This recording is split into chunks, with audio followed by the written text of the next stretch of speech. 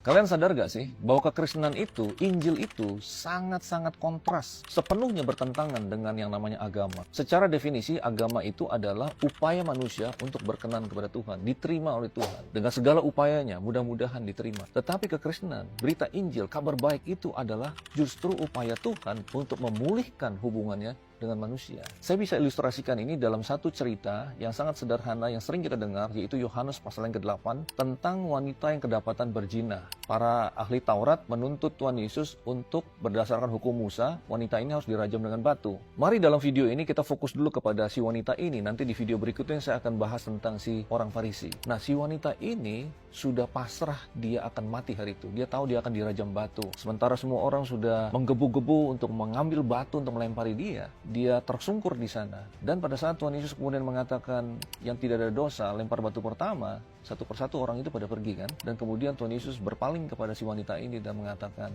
di manakah mereka yang menghukum kamu?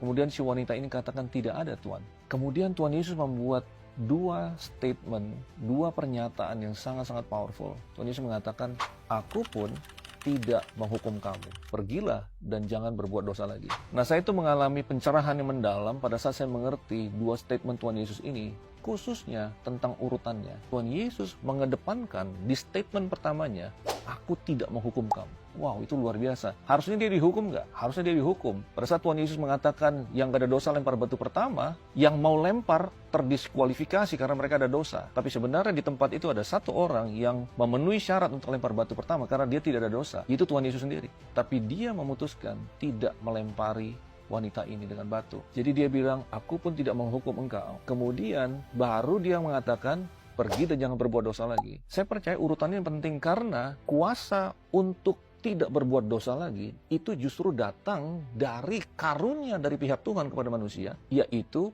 Tuhan memutuskan tidak menghukum. Itu adalah kasih dan anugerah. Jadi kasih dan anugerah menyebabkan orang terempower, terberdayakan untuk tidak hidup di dalam dosa lagi. Dan inilah kabar baik, yaitu Tuhan sudah mengasihi kita. Ya, beberapa saat kemudian Tuhan Yesus naik ke kayu salib, mengasihi kita, mengampuni dosa kita, menghapus dosa kita. Itu adalah kabar baik, karya keselamatan yang kemudian membuat kita bisa hidup di dalam kebenaran. Nah, agama adalah persis kontras atau keterbalikan daripada urutan statement ini. Agama mengatakan, jangan berbuat dosa, maka aku tidak menghukum kamu. Jadi, agama mensyaratkan performance atau pencapaian atau upaya daripada pihak manusia terlebih dahulu. Kalau kamu benar-benar tidak hidup dalam dosa, maka Tuhan merespon dengan cara tidak menghukum. Jadi, ini adalah sesuatu yang sangat-sangat powerful, menurut saya sangat amazing.